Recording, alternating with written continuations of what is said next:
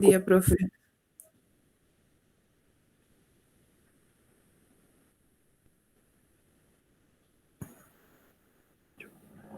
Buenas, profe, ¿cómo andan?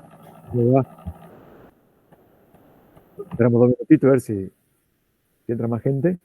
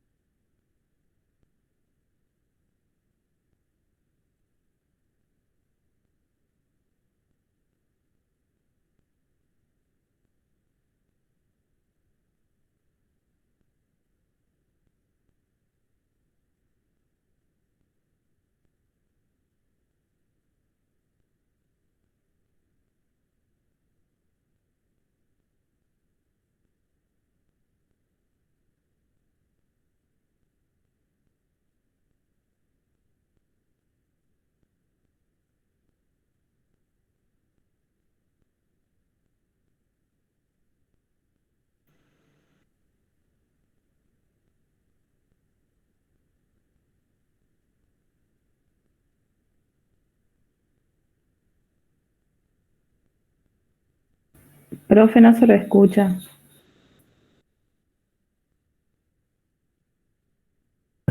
Estaba muteado, perdón. No, decía que les preguntaba, ¿ustedes a qué personas le ofrecerían hacerse un test de VIH? ¿Qué les parece? ¿Podría repetir, por favor? ¿A qué personas le ofrecerían hacerse un test de VIH? Trabajadoras sexuales, gente que haya tenido contacto o trabaje teniendo relaciones con distintas personas, que no tengan una pareja sexual estable.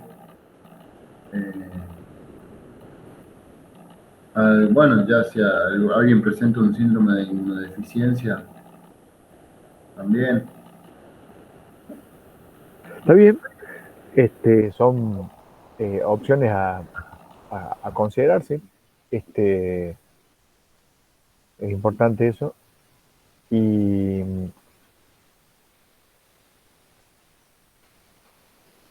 si uno quisiera tener una, una forma más amplia, ¿no es cierto?, de ofrecer el test. Hoy por hoy, ¿qué persona tiene riesgo de contraer VIH? ¿Qué les parece? Profe, pero todos por ahí tendríamos que hacernos. Claro, claro, exactamente, ¿no? O sea, por supuesto que, como decía su compañero, hay que prestar más atención en esas situaciones. Seguramente las situaciones que hace referencia su compañero son candidatos a personas que deben testearse en forma frecuente, ¿no? Eso sería un poco el, el concepto, testearse en forma frecuente. Pero cualquier persona que haya tenido una relación sexual no protegida sin saber si la otra persona tiene VIH, ya debería incluirse, ¿no? en, eh, en testearse, ¿no? En hacerse un testeo, aunque sea alguna vez. Eso es importante, ¿no? Tener ese concepto. Lo que hablamos el otro día de sexualidad segura, ¿no? O sea, el testeo debe ser frecuente para aquellas personas que no se cuidan en sus relaciones sexuales, que no usan preservativo, deberían testarse frecuentemente. Más allá, esto no. El hecho de tener una pareja estable no excluye de esta situación, ¿no? Por eso es importante.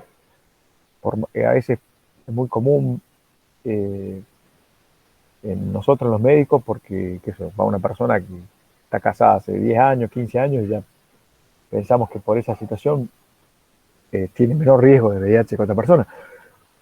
Probablemente tenga menor riesgo, pero el riesgo siempre está presente, ¿no? Por eso es importante ofrecer el testeo a las personas para VIH, por más que ustedes consideren que no está dentro de, de grupo de riesgo, ¿no? El hecho de tener una relación sexual con alguien que no sabemos si tiene VIH sin preservativo ya nos expone a ese riesgo, ¿no? Y esto incluye también una pareja estable, si son parejas estables 10, 15 años, pero nunca se testearon, ninguno de los dos sabe si uno de nosotros tiene VIH, ¿no? Esa es la cuestión. Profe, hay una compañera que está esperando que la acepte. Ah, ok. Ok, ok. Entonces, seguimos.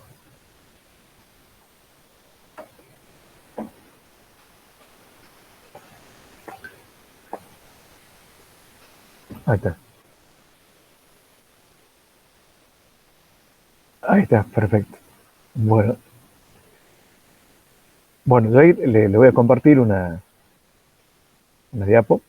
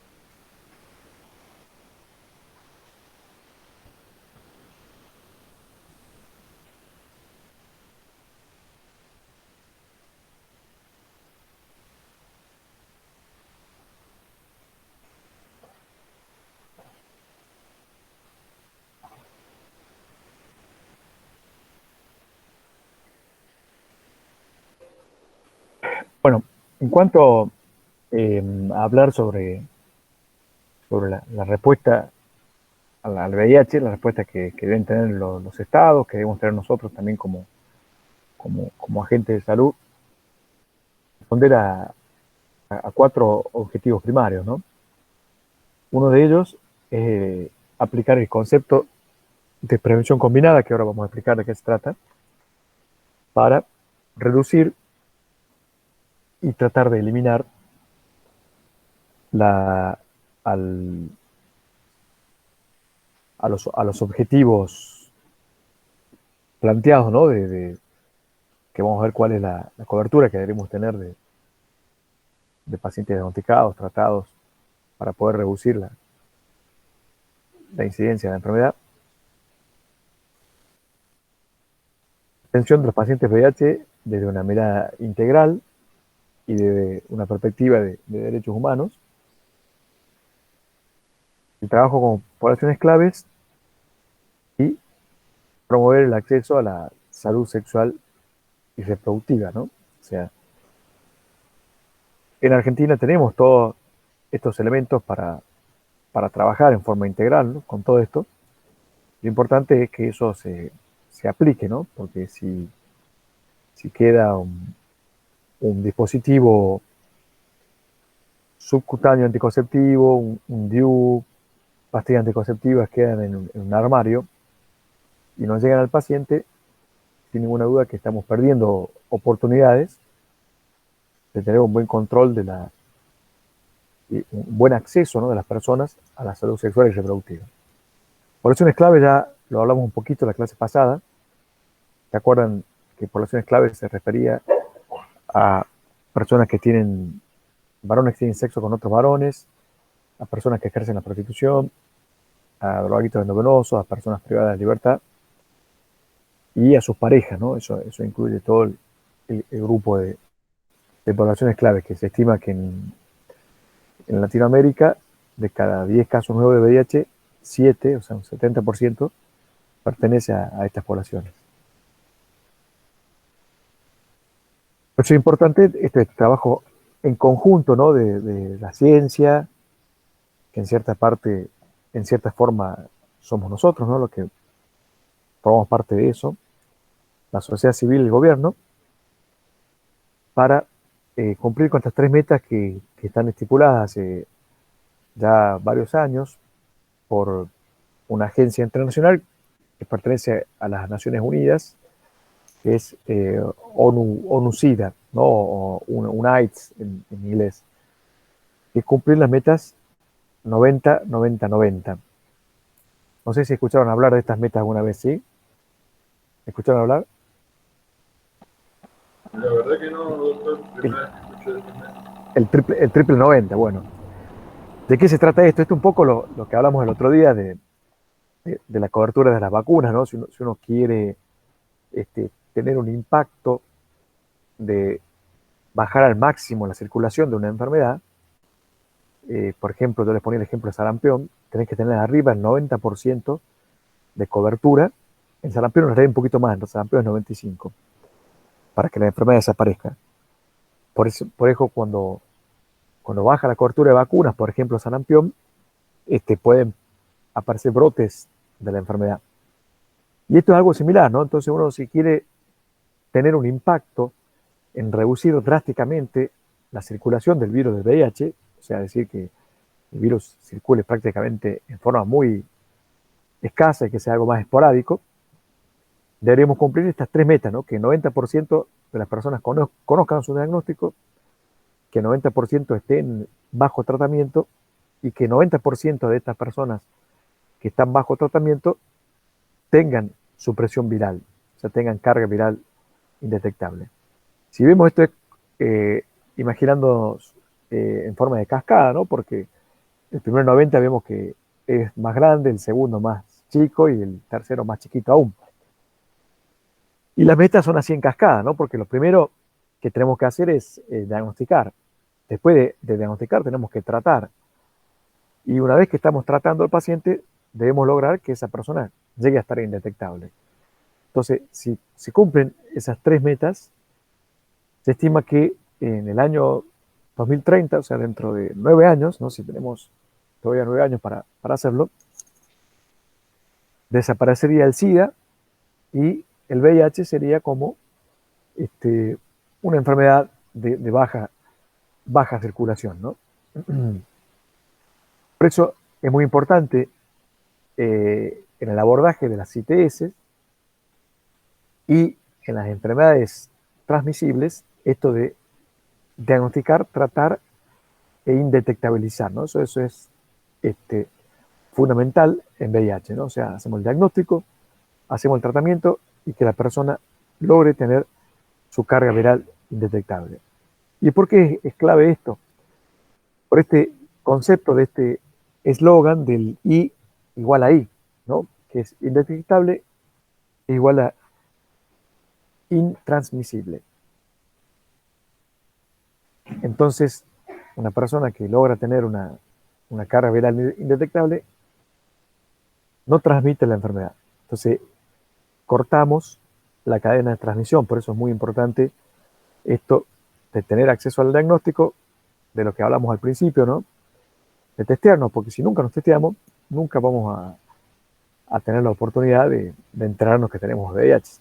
Entonces, nosotros como médicos es importante que ofrezcamos a las personas que si nunca se testearon, lo hagan alguna vez y que si las consideramos esas personas que están dentro de esas poblaciones clave, que nombraba recién, un poco de lo que contaba su compañero, a esas personas ofrecerle que se testeen más frecuentemente, ¿no? O sea, que reconozcan bien su riesgo y que se testeen en forma frecuente. Es muy importante, además, para el primer y segundo 90, que el paciente testeado y diagnosticado quede vinculado con el sistema de salud, porque por algo, en la cascada que veíamos, es más grande el primer cubo, el segundo es más pequeño porque en un porcentaje, en un X porcentaje se pierden pacientes que son diagnosticados y que no acceden bien al tratamiento. O sea, de nada sirve diagnosticar si no puede vincular ese paciente a un sistema de salud para que sea tratado. Y después, para cumplir el tercer 90, es esto de evaluar estrategias de adherencia. Hoy por hoy ya nos va a ver el próximo jueves. Los tratamientos para VIH son cada vez más sencillos. De hecho, el tratamiento de VIH debe ser una enfermedad de atención primaria de la salud, así como se atiende otras enfermedades crónicas, como la diabetes, por ejemplo, que se atienden en un centro periférico. También el VIH debería ser así. Que ya en algunos lugares, por supuesto, se está tomando esa iniciativa, justamente porque si no es imposible cumplir con las 3 meta 90, ¿no? Si pretendemos que un paciente con VIH sea visto por un infectólogo, en el mundo existen 38 millones de personas infectadas, entonces no darían abasto los infectólogos del mundo para tratar 38 millones de personas, ¿no? Entonces, claramente tiene que ser una enfermedad de atención primaria. Esto de la salud como un derecho es importante. Por ahí puede como no entenderse qué tiene que ver una cosa con la otra, pero no solo en VIH, sino en todas las enfermedades, especialmente las enfermedades crónicas, es muy importante que se cumplan estas leyes y estas sobre todo en VIH, ¿no? Que tienen que ver con cuidados preventivos, con acceso a métodos preventivos, con bajar el impacto de la discriminación y de la patologización de la diversidad sexual, por ejemplo. Y nosotros, como agentes de salud, debemos garantizar que esos derechos se cumplan desde el momento que atendemos a un paciente en el consultorio, ¿no? Por eso es muy importante, si hacemos un análisis y decimos, ¿no? Nosotros como gestores de salud, supongamos, ¿no? Parece ser que de cada 10 personas que tienen VIH, 7 corresponden a poblaciones clave, ¿no? Donde están varones que tienen sexo con otros varones, personas que ejercen la prostitución, de donde hay mujeres trans, personas privadas de la libertad, drogadictos endovenosos. Entonces, es muy importante en todos esos grupos eliminar el estigma y la discriminación para que esas personas puedan tener un acceso adecuado al sistema de salud, ¿no? Por eso esta frase de la descriminalización y la despatologización moral, ¿no? De la diversidad sexual, porque si bien hay leyes y hay documentos que no lo patologizan y no lo criminalizan, pero moralmente sigue existiendo esa situación. Entonces, si uno no cambia esa estructura, es muy difícil que podamos tratar una epidemia que se centra en un grupo de personas que a veces son expulsadas, que no son bien atendidas, y eso lleva, por supuesto, inclusive también al miedo de realizar un test de VIH, porque si te da positivo, puede develar en cierta forma tu, eh, eh, tu forma de vivir la sexualidad, qué sé yo, por ejemplo, ¿no? Entonces eso pasa sobre todo en varones más grandes, ¿no? No tanto en las generaciones millennials, sino en los más grandes, más viejitos. Por eso es importante esto de romper la barrera de acceso a la salud, que la atención sea integral, inclusive de todos los pacientes. Y después, esto que parece un golpe bajo, pero es real, ¿no? Entonces uno dice, hablar de adherencia. ¿Qué es la adherencia? ¿Alguien me define, de ustedes chicos, qué entienden por adherencia a un tratamiento?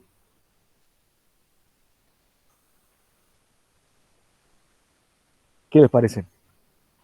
Que el paciente lo pueda cumplir, digamos. Que el paciente pueda cumplir, muy bien, que Que sea de fácil acceso, que sea un tratamiento fácil de llevar con el tiempo. claro, claro, o sea, y que la persona, para nosotros como médicos, cumpla, ¿no? Con tomar la medicación. Entonces, para ir nosotros, desde la hegemonía del médico y la hegemonía del tratamiento, ¿no? Porque nosotros nos concentramos en que viene el paciente que vive en esta casilla, que es un chico de 28 años, y el pibe no toma la medicación y nosotros nos enojamos, che, el changuito este que no toma la medicación, cómo nos hace renegar por ser educados, ¿no? Cómo lo pensamos, digamos. O por ahí lo discutimos entre colegas, changuito este. Y entonces, cuando uno no mira de una forma integral el paciente, dónde vive, qué hace, de qué trabaja, cómo está constituida su familia, es muy difícil que el tratamiento para VIH, que es simplemente tomar una pastilla, no le cuesta nada a este pibe tomar una pastilla, pero este pibe que vive en esta casilla, bueno, no sé cómo llamarlo, tiene una lista de prioridades desde cómo albergarse del calor, del frío, de qué darle a comer a sus chicos, de cómo vestirlos, de qué, dónde tener sus necesidades, cómo bañarse. Entonces el tratamiento pasa a ser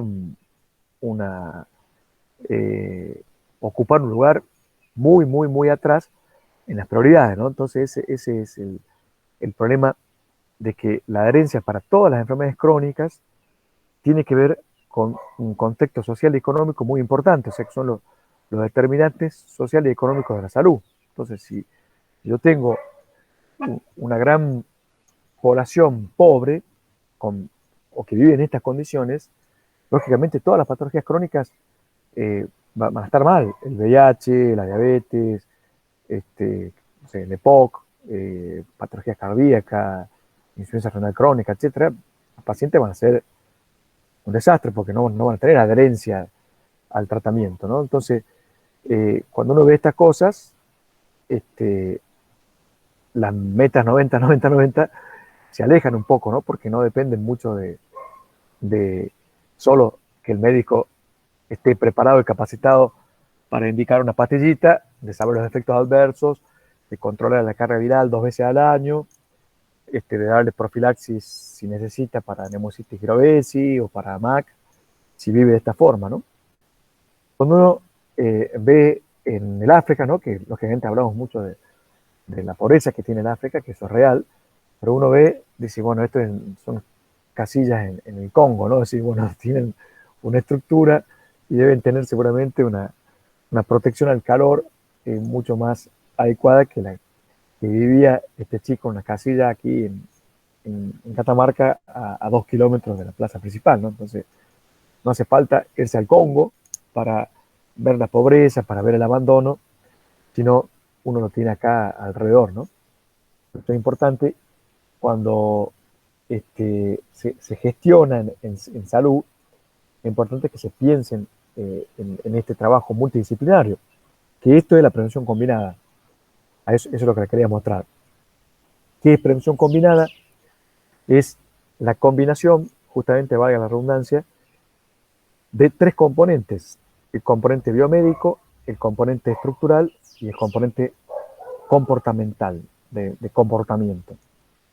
El biomédico es que los insumos estén disponibles, preservativos masculinos y femeninos, a pesar que no hay femeninos, lubricantes, los servicios de prueba de VIH, o sea, los test de VIH, el diagnóstico y tratamiento de las otras ITS, de sífilis que hablamos el otro día, hepatitis B, hepatitis C, gonorrea, etcétera, que estén disponibles los antirretrovirales, el TAR es para el tratamiento de las personas positivas, el PPE es la profilaxis post-exposición, que también les comentaba el otro día que existe, ¿no? Por una persona que tenga una relación sexual consentida y no consentida con alguien que no sabe si tiene o no tiene VIH, no hace falta que tenga VIH para accederla, o en un accidente cortopunzante laboral.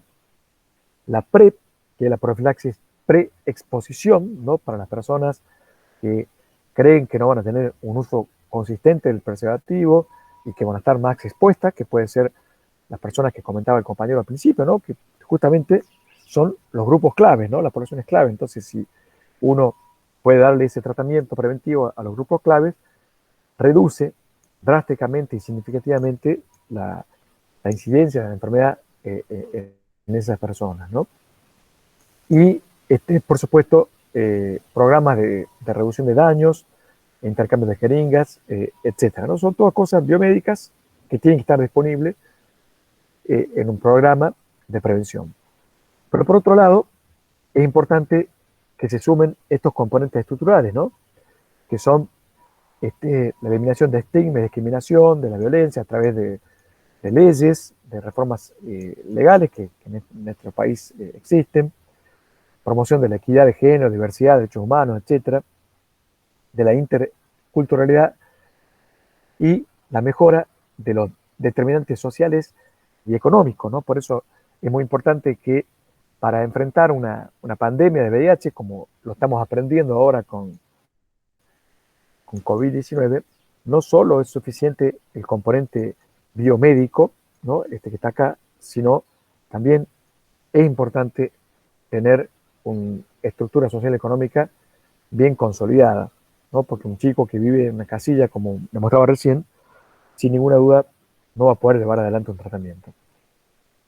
Después, el componente comportamental, que es que en los mismos lugares donde se hace testeo, se da información, se da consejería, la educación sexual integral en las escuelas que no se cumple, que está la ley promulgada hace casi 10 años y se cumple en menos de un 10%, y eso es muy importante porque la información da igualdad, ¿no? O sea, a mí me informan y yo decido qué voy a hacer, ¿no? Como el cuento de la manzana de Adán, ¿no? O sea, haciendo una analogía con la historia de la Biblia. A Adán y a Eva le informaron que la manzana esa no había que tocarla. Si vos la querés comer, ya es problema tuyo. Pero tenés que estar informado, ¿no? Tenés que estar informado y eso es igualdad, eso es tener una perspectiva de derecho, porque si a mí nadie me informó qué es el VIH, cómo se transmite, cómo me cuido, y puedo acceder a la PrEP, que puedo acceder a la PEP, etcétera, al testeo, a la anticoncepción, etcétera,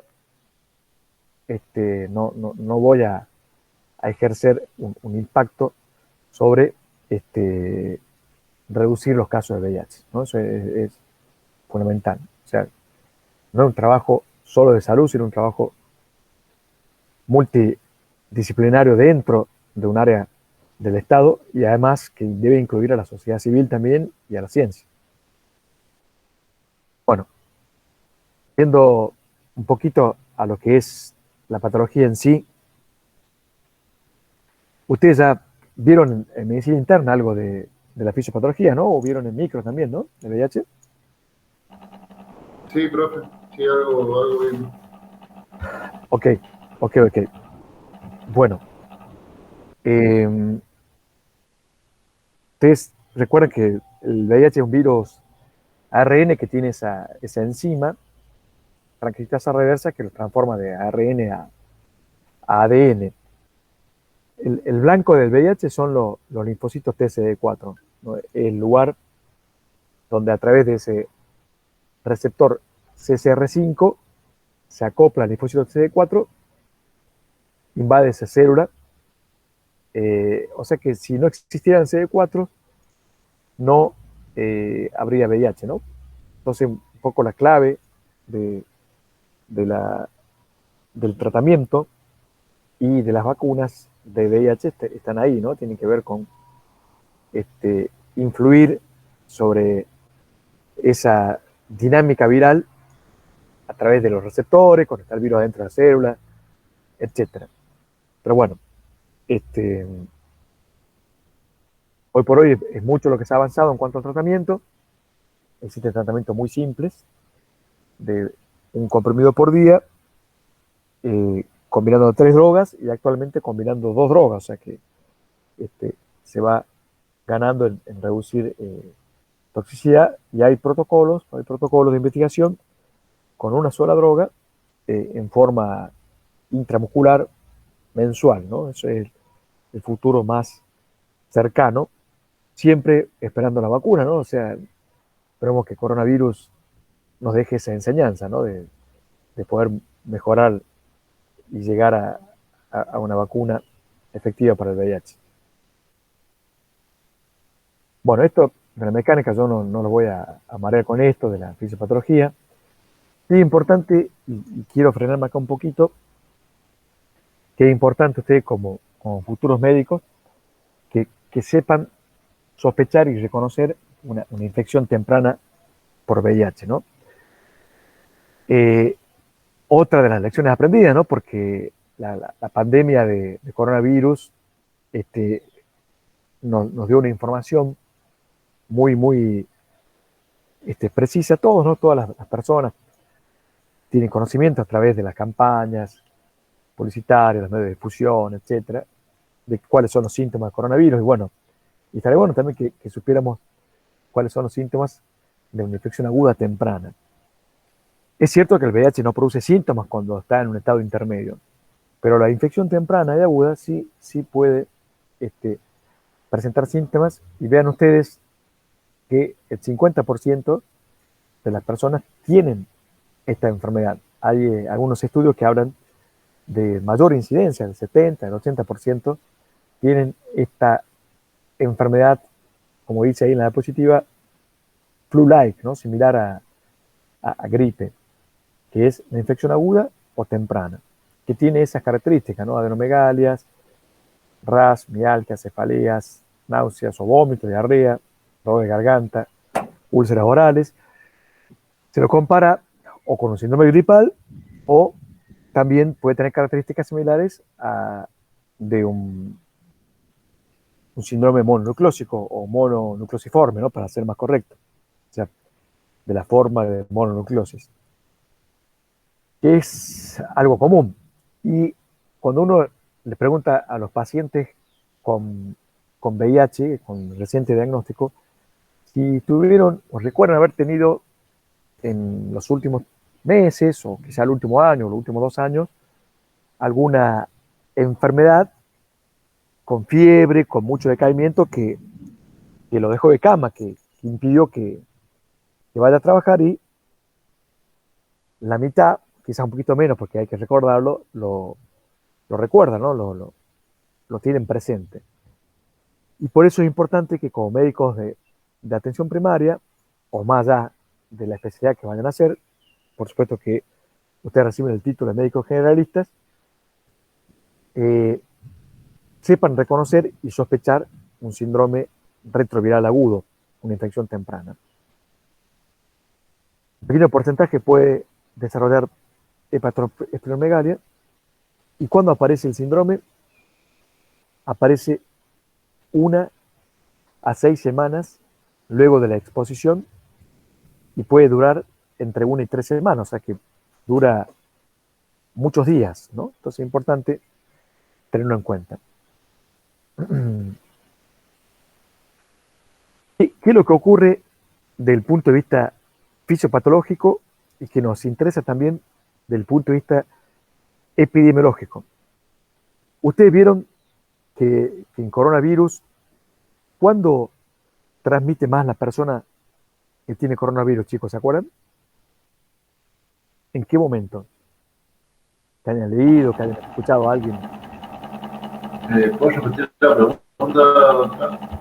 ¿Cuándo es el momento que mayormente transmite la persona que tiene coronavirus? Entre el tercer y quinto día. Y un poquito antes también, ¿no?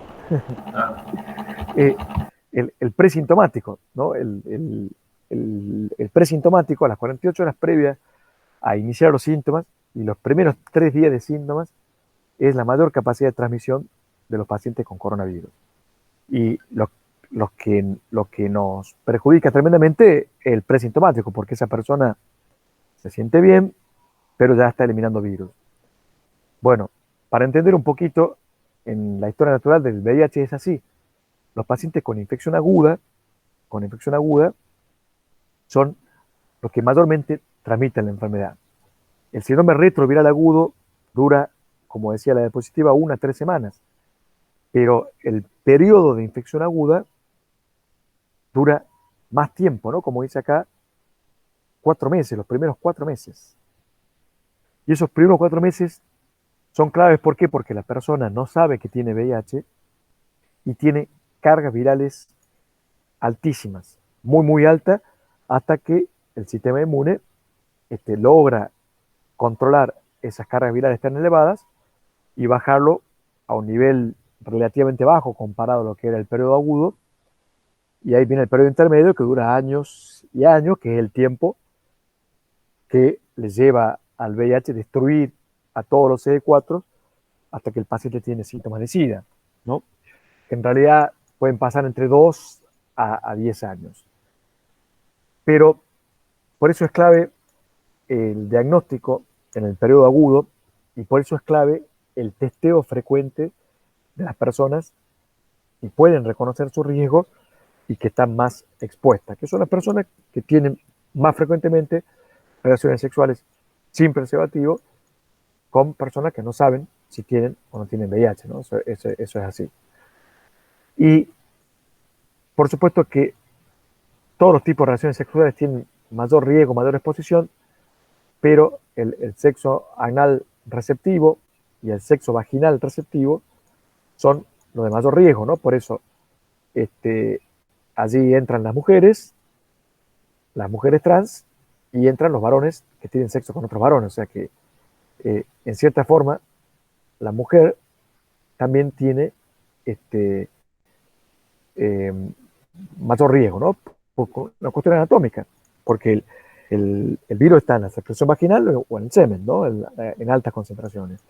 Entonces, por cuestión anatómica, la vagina y el recto tienen una gran vascularización, o sea, son prácticamente una esponja.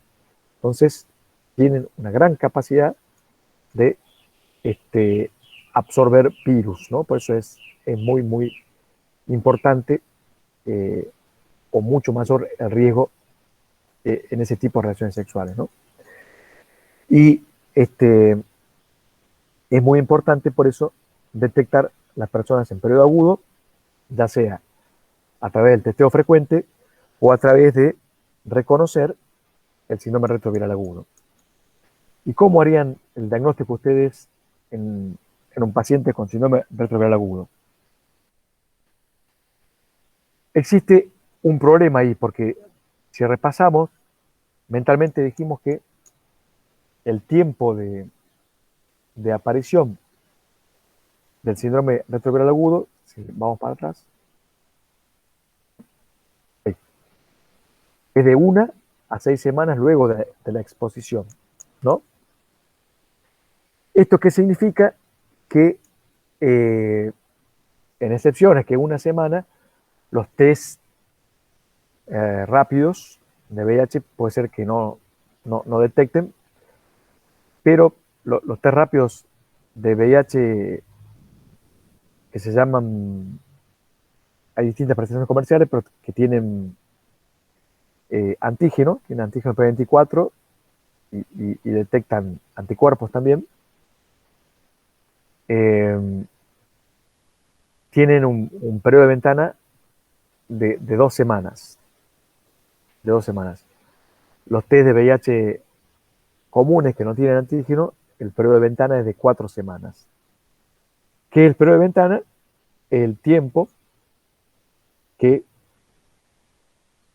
en que los test pueden detectar los anticuerpos contra VIH. En los test que son combinados con antígeno, que se llaman ELISAs de cuarta generación, el periodo de ventana es hasta 2 semanas. ¿Qué quiere decir? Que si una persona estuvo expuesta a VIH, tiene una relación sexual hoy, 3 de agosto, debería testearse para quedarse tranquila con los test de ELISA de cuarta el 17 de agosto. 17 de agosto negativo, se queda tranquilo. Si es un test de una ELISA de tercera, que tiene 4 semanas, debería testearse el 1 de septiembre, ¿no? Dentro de 30 días, para quedarse tranquilo o tranquila de que no contrajo VIH en esa relación sexual. Entonces, si vamos a la práctica, estoy viendo un paciente que tiene dolor de garganta, que tiene fiebre, que tiene ganglios y que hace 3 semanas tuvo una exposición sexual no protegida o tiene relaciones sexuales frecuentemente con distintas parejas o con la misma pareja, pero no sabe si tiene VIH, le aparece esto, le hago el test, le da negativo, podría eventualmente ser un falso negativo porque todavía está en el periodo de ventana. Entonces, lo que haría es no perder el seguimiento de ese paciente y volverlo a testear dentro de 2 semanas, 2 a 3 semanas, ¿no? Si me da negativo, me quedo tranquilo que fue otra patología. Y aquí es importante donde tenemos que cambiar el chip, ¿no? Porque si bien es cierto que está bien, estamos ahora en la pandemia de coronavirus, un paciente que tiene dolor de garganta y fiebre, hay que pensar en coronavirus, ¿no? Por supuesto, en primer lugar. Pero también muchas veces los médicos, sobre todo cuando este síndrome retroviral agudo tiene ganglios, tiene hepatoromegalia, se van de eje y empiezan a pedir Epstein-Barr, citomegalovirus, toxoplasmosis, todas enfermedades que no tienen ningún tipo de tratamiento y que prácticamente no tienen ninguna significancia para la salud pública ni epidemiológica, ¿no? Entonces, si no me concentro a pedir en lo que puedo cambiar la historia natural del paciente, como hablamos el otro día cuando hablamos de enfermedades regionales. Hoy por hoy, un síndrome febril que quiero estudiar, tengo que concentrarme en las patologías que son tratables, ¿no? En lo regional, brucelosis y Chagas, y además agregar VIH, ¿no? Eso sería importante porque en las 3 patologías voy a cambiar la historia natural de la enfermedad, además, en el caso de VIH, de tener un impacto en la salud pública, ¿no? Porque esa persona va a acceder a un tratamiento y va a dejar de transmitir la enfermedad. Por eso es muy importante concentrarse muy específicamente en eso, ¿no? Después, en cuanto a la historia, ustedes ya la conocen, viene en la fase intermedia, no los voy a marear con eso. Por ahí, uno es importante conocer 2 cosas en cuanto acá me gustaba acá.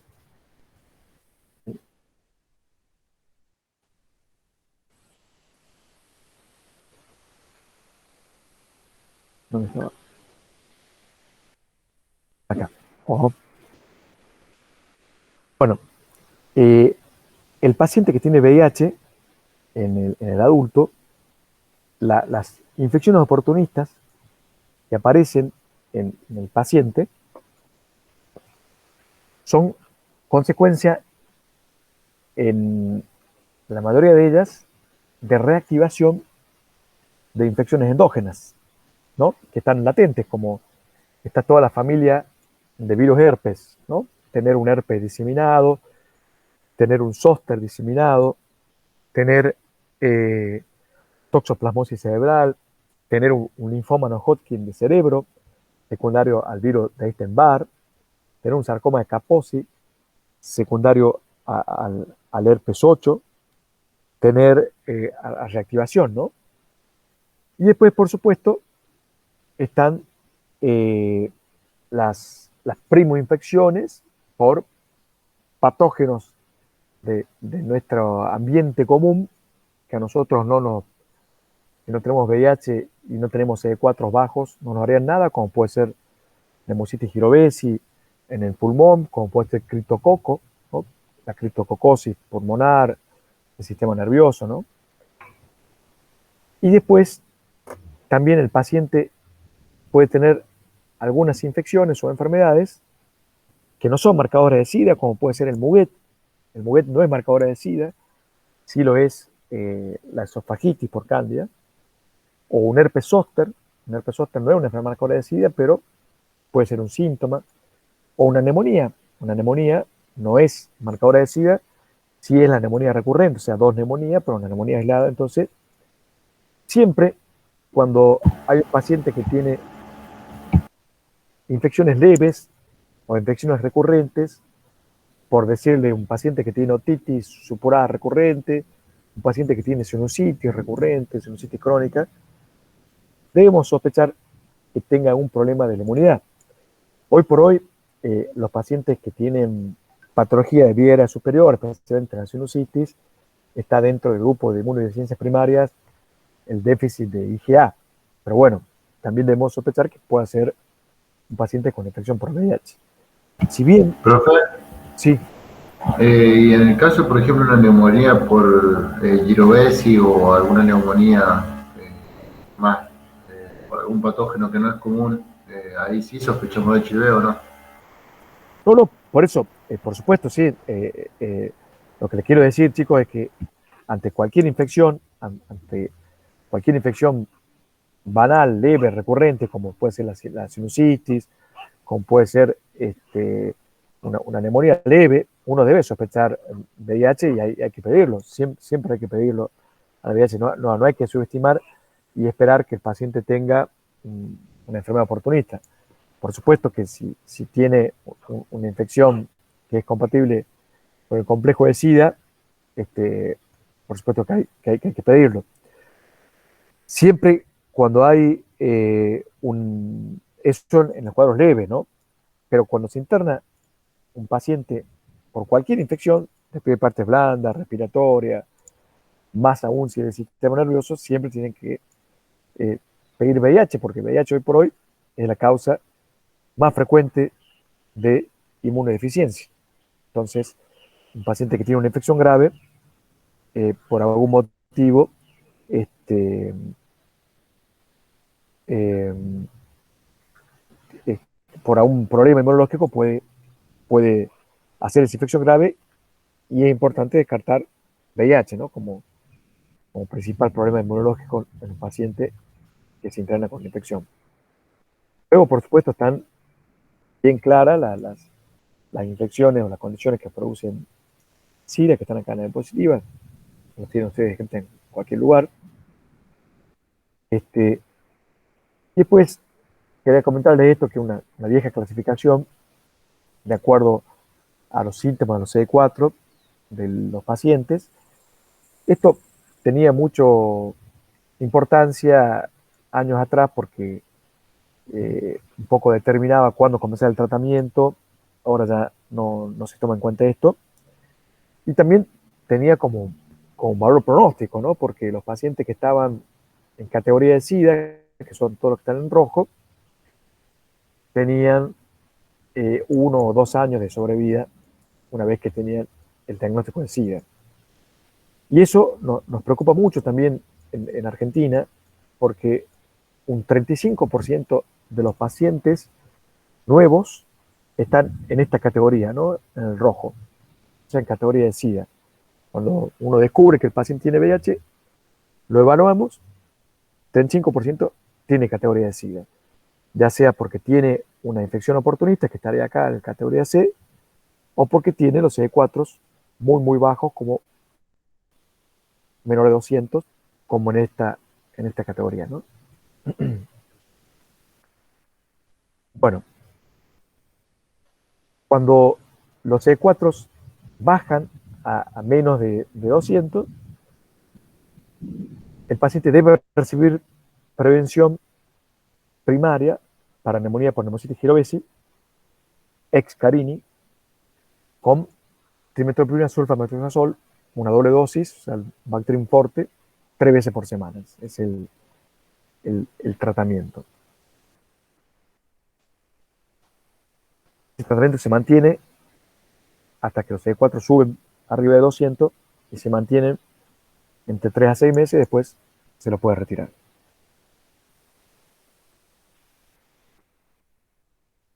Si los CD4 están más bajos de 50, además del Bactrim, hay que darle esta profilaxis con acitromicina, 1200 miligramos una vez por semana, para MAC, para Mycobacterium complex.